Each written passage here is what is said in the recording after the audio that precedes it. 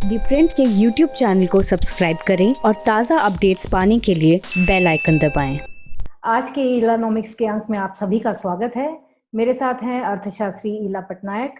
इला जी, बहुत बहुत स्वागत आपका। आज हम चर्चा करेंगे आयुर्वेद की।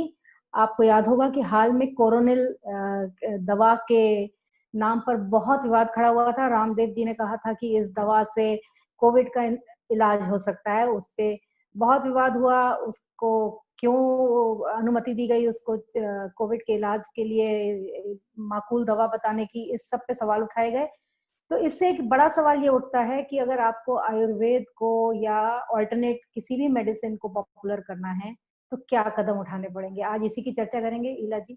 तो इससे एक बहुत इंटरेस्टिंग सवाल उठा ये रामदेव की कोरोनिल से कि हमारी स्टेट ऑफ रेगुलेशन, आयुर्वेद की स्टेट ऑफ रेगुलेशन क्या है। क्या कोई देख रहा है कि जब कोई कंपनी आके कहती है कि ये इस चीज़ की दवाई है और इस चीज़ को असर करती है, तो क्या उस दवाई का जो टेस्ट हुआ है, जो क्लिनिकल ट्रायल्स हुए हैं, उस पर सवाल उठाए गए। जबकि हमने ये इस नॉर्मली ट्रेडिशनल मेडिसिन में हम इस बेसिस पे उनको इस्तेमाल करते हैं कि ये तो हज़ारों साल से टाइम टेस्टेड है। तो इसलिए क्योंकि ये टाइम टेस्टेड है तो इसलिए हम अज़्यूम करते हैं कि ज़्यादा इसमें रेगुलेशन की ज़रूरत नहीं होती है।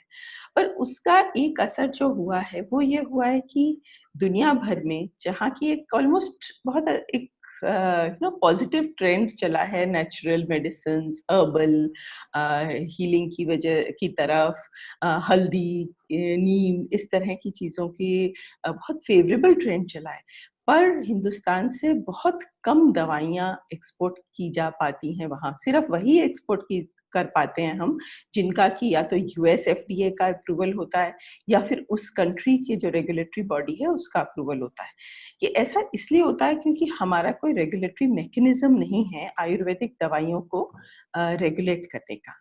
तो अगर हम ये करें क्योंकि इस एपिसोड से इस बात पे फोकस आ गया है, तो उस फोकस को आगे ले जाया जाए और चाहे सरकार की कई स्कीम्स हैं जिसमें कि वो कहती है कि आप जैसे अभी आत्मनिर्भर भारत में आया कि गंगा के किनारे किसानों को हर्बल फार्मिंग करने के लिए कितने करोड़ दिया जाएगा, प्रोत्साहन दिया जाएगा। अब ये सब अच्छा है, आयुष मिनिस्ट्री है वो प्रोत्साहन देती है, पर जब तक लोगों को एश्योरेंस नहीं होगी कि इनकी क्वालिटी अच्छी है, ये इफेक्टिव हैं, इसमें कुछ मिलावट तो नहीं है, तब तक हम वो बाहर इंडिया में भी कम लिमिटेड मार्केट्स रीच कर पाएंगे और बाहर भी हमारे मार्केट्स जो एक्सपोर्ट मार्केट्स हो सकते हैं जिसमें कि हिंदुस्तान वर्ल्ड लीडर हो सकता है। जैसे योग में, अब तो योगा दुनिया में जिस तरह से किया जाता है, पर्टिकुलरली आप लॉकडाउन में देखेंगे कि दुनिया में सब जगह लोग घर में ट्रेनर्स लगा रहे हैं, सीख रहे हैं। तो जैसे उसमें ट्रेडिशनल मेडिसिन में भी हम लीड ले सकते हैं अगर हम साथ ही साथ इन सब स्कीम्स के साथ में रेगुलेटरी बॉडी सेटअप करें जो अच्छी तरह से उसको रेगुलेट करे, सर्टिफिकेशन दे, क्वालिटी का सर्टिफिकेशन दे, इफेक्टिवनेस का सर्टिफिकेशन दे। और आप क्या मानती हैं कि इसकी शुरुआत उस कदम से हुई? सबसे पहले आज आप कहती हैं कि जरूरी है कि रेगुलेशन हो, लेकिन रिकॉग्नाइज किया जाए कि ये पुरानी हमारी पद्धति है और इसका वाकई फायदा होता है और इसको आप एलोपैथिक के साथ इस्तेमाल कर सकते हैं। तो क्या पहले उस बात को मानना कि हाँ, ये भी एक वैलिड रास्ता है, मेडिसिन का रास्ता है जिसको हम एक्सेप्ट करें? देखिए उस बात को तो सरकार भी पुश कर रही है कई 4-5 साल से, पर्टिकुलरली मोदी सरकार के अंदर ये काफी पुश हुआ है। इससे पहले भी एनडीए 1 में 2003 में भी ये पुश हुआ था और उसके बाद ये जो ट्रेडिशनल इंडियन मेडिसिन का रूट है ये पुश हो रहा है। सवाल सिर्फ ये नहीं है कि हम ये कहें कि ये अच्छा है, सवाल ये है कि लोगों को ट्रस्ट हो। उसमें रियली 2 चीज़ें की जाती हैं जो सरकार इससे आगे उसका दायित्व बनता है कि इससे आगे वो क्या करे। उसमें 2 चीज़ें होती हैं। पहले तो ये कि इसमें कुछ मिलावट तो नहीं है, फ्रॉड तो नहीं है। अगर हम नीम कह के उसमें मिट्टी भर के बेच रहे हों तो वो तो नहीं है। अगर हम आयुर्वेदिक दवाई कह के उसमें स्टेरॉइड्स भर के बेच रहे हों तो वो तो नहीं है। अगर हम कोई ऐसी दवाई बेच रहे हो कि जिसमें कहें कि हाँ ये इससे पेट ठीक होता है, पर उसमें हमने कुछ एंटीबायोटिक भर दिए हो जो कि जल्दी असर करते हो, तो ऐसा तो नहीं है। तो सबसे पहला स्टेप, 2 स्टेप्स इम्पोर्टेंट है। तो सबसे पहला स्टेप तो ये इम्पोर्टेंट है कि स्पूरियस नहीं है, फ्रॉड नहीं है उसमें, जो हार्मफुल नहीं हो आपको, जो कंज्यूमर को हार्मफुल नहीं हो। तो एक एश्योरेंस, एक सर्टिफिकेशन गवर्नमेंट का, एक एश्योरेंस कि इसमें जो ये कह रहे हैं वही है और कुछ नहीं है। नहीं तो जैसे कि एलोपैथिक मेडिसिन में होता है, ये लोग इन पे ये लॉ को मान नहीं रहे हैं और इन पे कोर्ट केस होगा, ये जेल जाएंगे। तो लोगों को विश्वास होता है कि हाँ, जब वो एक आयुर्वेदिक दवाई खरीदते हैं तो उनको उसमें कुछ स्पूरियस नहीं होगा। और अगर होता है स्पूरियस, ऐसा नहीं है कि कभी नहीं होता एलोपैथिक दवाई में, सॉरी, एलोपैथिक दवाई में अगर स्पूरियस होगा तो वो बनाने वाला जो है वो पकड़ा जाएगा। तो वही एश्योरेंस, वही क्वालिटी कंट्रोल, वही स्टैंडर्डाइजेशन लोगों को आयुर्वेदिक दवाई में भी मिलनी चाहिए। तो वो तो है क्या फर्स्ट स्टेप। इसके लिए जी वही तरह उसी तरह की टेस्टिंग, क्योंकि एक एलोपैथिक दवाई को अप्रूवल ही मिलता है, चाहे वो एफडीए का अप्रूवल हो या भारत में अप्रूवल हो, जब तमाम तरह के टेस्ट हों, ट्रायल्स हों और कई फेजेस में वो होता है, तब जाके किसी कंपनी को उस जेनेरिक दवा की पेटेंट मिलती है, फिर वो उसका उत्पादन शुरू होता है। आयुर्वेद में इस तरह की बात हम सुनते ही नहीं। आयुर्वेद के साथ ही नहीं, हम जब होम्योपैथी, यूनानी या ऑल्टरनेट मेडिसिन के दूसरे तरीकों की जब भी बात करते हैं, तो इस तरह की टेस्टिंग और इस तरह की लंबी प्रोसेस की बात ही नहीं होती, कोई स्टैंडर्डाइजेशन नहीं है। तो क्या उस दिशा में कुछ, या ऐसा हो कि उनको लाइसेंस मिले तभी वो बनाएं और ये सब नहीं करें? नहीं, तो हम उल्टा कर सकते हैं कि एक प्रोसेस क्रिएट किया जा सकता है कि अगर आप चाहें तो आप लाइसेंस ले सकते हैं, और फिर जैसे जिन देशों में, जो कई देश इंपोर्ट करना चाहते हैं वो दवाइयाँ, और अभी मैंने जैसे कहा कि ऑस्ट्रेलिया में, यूएसए में कई इंडियन ड्रग कंपनीज वहाँ का जाके लाइसेंस लेती हैं। तो उसके बदले यहाँ पे उनको लाइसेंस दिया जाए, जो कि हमारी सरकार दूसरी सरकारों को अश्योर करे कि वो इक्वली गुड है, कि वो उतना ही अच्छा है जितना उनका है, हमारे जो टेस्टिंग प्रोसीजर्स हैं सब हैं। तो ये नहीं मैं कह रही कि जो बन रहा है वो बंद हो जाए। मैं ये कह रही हूँ कि जब आप शुरू कर देंगे, जैसे हम FSSAI का स्टैंप देखते हैं, हम ब्यूरो ऑफ इंडियन स्टैंडर्ड्स का, BIS का स्टैंप कई चीजों में देखते हैं। या FSSAI हो या ISI मार्का हो या इस तरह का कुछ। हाँ हाँ, तो उस तरह से हम अगर देखें कि हाँ इसमें ये स्टैम्प है, तो हम उसको खरीदने में ट्रस्ट फील करेंगे और हम उसको ज्यादा खरीदेंगे। ये नहीं मैं कह रही कि अभी इमीडिएटली, क्योंकि पूरे सिस्टम को मूव करना और लोगों बंद कर देना वो शायद बहुत डिस्ट्रप्टिव होगा, तो वो नहीं होना चाहिए, और मैं वो नहीं कह रही हूँ। ये कह रही हूँ कि आप एनेबल करिए कि जो कोई लेना चाहे, क्योंकि कई लोग एक्सपोर्ट करना चाहते हैं। इंडियन, अब इतना ट्रेंड बाहर बढ़ गया है, डिमांड बढ़ गई है, और स्पेशली इस टाइम में जहाँ लोग इम्यूनिटी बढ़ाने की बात कर रहे हैं, उसमें अश्वगंधा की बात करते हैं, कोई अलग अलग आयुर्वेदिक मेडिसिन की बात करते हैं, और लोग कहते हैं कि हाँ ये चीज अगर हमें पाउडर्ड फॉर्म में मिल जाए, मतलब गिलोय की बात करिए अगर, तो लोग कहते हैं कि हाँ अगर ये हमें आसान से कैप्सूल फॉर्म में, पाउडर्ड फॉर्म में मिले, पर वो क्वालिटी अच्छी हो, तो वो क्वालिटी गारंटी जो जिसकी होगी, जिसकी बेटर क्वालिटी होगी, जो उस प्रोसेस से जाएगा वो बेटर करेगा। ये one part of the story है कि क्वालिटी कैसी हो। ये इसी कहानी का दूसरा पार्ट जो है वो ये है कि इफेक्टिवनेस क्या है दवाई की। अब वो इस कंट्रोवर्सी में निकल के आया कि इस दवाई की इफेक्टिवनेस क्या है। आपने क्या रैंडमाइज कंट्रोल ट्रायल्स किए, कुछ लोगों को ट्रीट किया, कुछ को नहीं ट्रीट किया, और फिर आपने देखा कि जिनको ट्रीट किया वो क्या इम्प्रूव हुए। तो वो सिमिलर प्रोसेस जो एलोपैथिक मेडिसिन में फॉलो किया जाता है, जो कर लेगा फॉलो वो कह सकेगा कि हाँ मेरे पास ये मार्क है।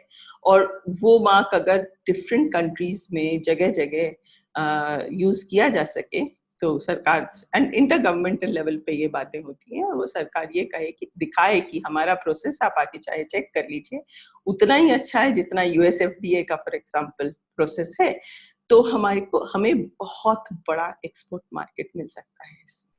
और ये एक बहुत भेद तेजी से बढ़ सकती है। हाँ जी, एक भेद ये भी है कि जो दावा है और जो सच्चाई है उसके बीच कई बार बहुत गैप होता है।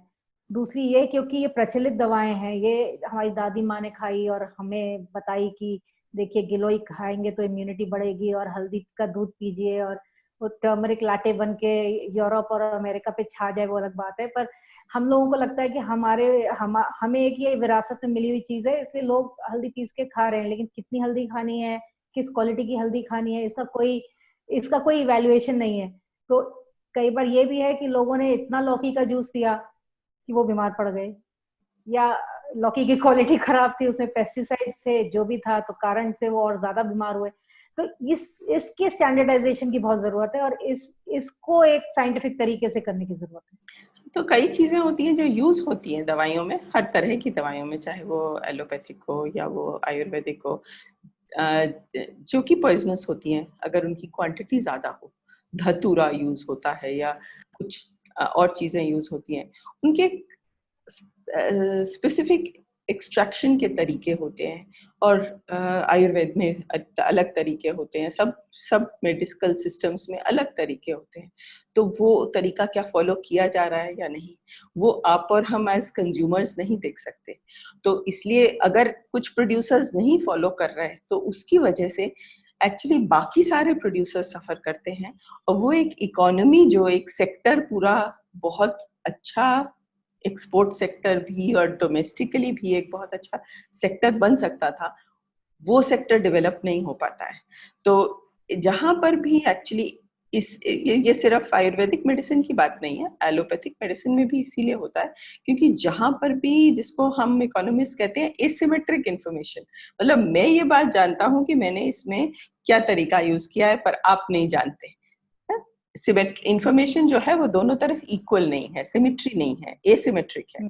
ऐसी सब स्थिति में ये हो सकता है कि प्रोड्यूसर्स कंज्यूमर्स को चीट करें। तो ऐसी सब स्थिति में, ऐसी सिचुएशंस में सरकार का एक अहम रोल होता है, और वो रोल होता है रेगुलेट करना। कोई कह रहा है कि इस दवाई से कोरोना ठीक हो जाएगा, या कोई कह रहा है कि इससे आपको बुखार उतर जाएगा, या कोई कहता है कि इससे आपका पेट ठीक हो जाएगा। तो उसकी इफेक्टिवनेस क्या है, वो उसका क्लेम सही है कि नहीं। एडवर्टाइजिंग में जैसे कई बार हम देखते हैं कि रोका जाता है कि उन कंपनीज को, कोई कहती हैं कि ये हो जाएगा, वो हो जाएगा।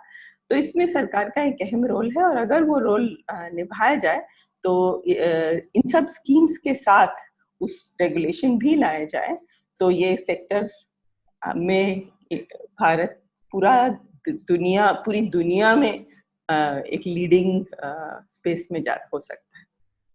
भारत सरकार ने, जैसे आपने कहा, एनडीए का काफी ध्यान भी रहा। जन औषधि की जो दुकानें हैं वहां भी आयुर्वेदिक और यूनानी और दूसरी दवाएं मिलती हैं। एक आयुष मंत्रालय बनाया गया, गठित किया गया, सारा ध्यान केंद्रित हुआ इस ऑल्टरनेट सिस्टम पे। तो यानी सरकार इस बारे में सीरियस तो है, पर क्या सरकार ने इस सीरियसनेस के आगे बढ़कर इसको रेगुलराइज करने, इसको ठीक से एस्टेब्लिश करने और जो फ्रॉड्स हैं उन्हें हटाने और जो सही काम कर रहे हैं उनको आगे बढ़ावा देने की तरफ कुछ किया है, या अभी तक कुछ किया नहीं है, करना चाहिए? देखिए, हर चीज के स्टेप्स होते हैं। तो अगर अब हमने ये कहा है 2 महीने हुए हैं बैरली कि आत्मनिर्भर भारत में पैकेज दिया जाएगा इतने करोड़ का, कि हर्बल प्रोडक्शन हो, हर्ब्स की प्रोडक्शन हो गंगा के किनारे। आपने एक चीज को शुरू किया, अब थोड़े दिनों बाद आप ये भी रियलाइज करते हैं कि सिर्फ उगा के कुछ नहीं होगा अगर हम उसको बेच नहीं पाएंगे, अगर हम उसको एक्सपोर्ट नहीं कर पाएंगे, डिमांड नहीं बना पाएंगे। फिर आप ये सवाल पूछते हैं कि इसकी डिमांड के लिए क्या करना चाहिए। और हम जैसे लोगों का जो इस फील्ड में, तो NIPFP जहाँ मेरा इंस्टीट्यूट जो है, हम लोग कई सालों से रेगुलेशन पे काम करते आए हैं। तो इसलिए हम ऑब्वियसली देखते हैं कि नेक्स्ट स्टेप क्या होना चाहिए, कि हाँ, आपने ये प्रोडक्ट्स बनाए, बहुत अच्छी बात है, और नेक्स्ट स्टेप आपका ये होना चाहिए कि इसमें रेगुलेटरी मैकेनिज्म्स और इंस्टीट्यूशंस बनाने चाहिए, और उनको बनाने की शुरुआत पहले ही कर देनी चाहिए, ये नहीं कि वो लैग कर रहा हो। तो I am sure next steps आएंगे, क्योंकि सिर्फ कोई चीज बनाकर फिर उसको बेच ना पाने से तो किसी का फायदा नहीं है। और दूसरी कंट्री से भी अगर आप देखें तो जब ये बात होती है कि इंडियन मेडिसिन्स का एक्सपोर्ट बहुत है, इंडिया फार्मास्यूटिकल्स एक्सपोर्ट करती है, पर आयुर्वेद के उसमें यहाँ फंस इस ट्रिक में इस छोटी सी कमी की वजह से फंस जाती है कि हम उसको उस तरह का अप्रूव्ड जो मेडिसिन्स का अप्रूवल होता है वो नहीं दे पाते हैं। तो रेनू, मैं ये नहीं कहती कि हर चीज डे 0 पे शुरू हो जाएगी, स्टेप्स होते हैं चीजों के, और आई एम 100% सर्टेन कि अगर बन रही है मेडिसिन तो आपको फिर उसके बाद रेगुलेट भी करना पड़ेगा। हाँ, क्योंकि इससे फायदा खेती करने वालों को है, जो ये उगा रहे हैं, जो इसबगोल उगा रहे हैं, या जो अश्वगंधा उगा रहे हैं, या हल्दी उगा रहे हैं, तो उनका फायदा भी है। प्लस आप एक्सपोर्ट करेंगे तो आपके देश की कमाई भी होगी, तो इसका भी फायदा। तो इसलिए इस तरफ कदम उठाना जरूरी है, और खासकर ऐसे दौर में जब इम्यूनिटी बूस्टिंग के लिए कोविड के दौर में इन दवाइयों का महत्व दुनिया भर में माना जा रहा है। तो आने वाले दिनों में आप सोचती हैं कि कुछ नियम बनेंगे और इसकी ओर हम आगे बढ़ेंगे और इंडिया एक ग्लोबल लीडर बन सकता है, और हमारे फार्मर्स जो हैं इनको कैश क्रॉप्स की तरह उगा पाएंगे? बिल्कुल बिल्कुल। चलिए, इस पे चर्चा यहीं समाप्त करते हैं। अगले हफ्ते आपसे फिर मुलाकात होगी इलानॉमिक्स के अगले अंक में। बहुत बहुत शुक्रिया। और आप द प्रिंट के YouTube चैनल को सब्सक्राइब कीजिए और हमें सुनते रहिए। नमस्कार।